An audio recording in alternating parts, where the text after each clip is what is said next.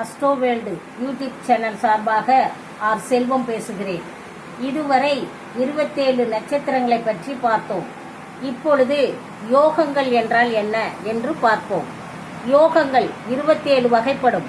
அவை விஸ்வகம்பம், கிருதி, ஆயுஷ்மான், சௌபாகியம், சோபனம், அதிகண்டம், சுகர்மனம், திருதி, சூலம், கண்டம், விருத்தி, துருவம், வியாகம், ஹர்சனம், வச்சிரம், சித்தி, வியாதிபாதம், வரியான், பரிகம், சிவம், சித்தம், சாத்தியம், சுபம், சுப்ரம், பிரமணம், மகேந்திரம், வைத்திருதி என 27 யோகங்களை பற்றி தெரிந்து கொண்டோம்.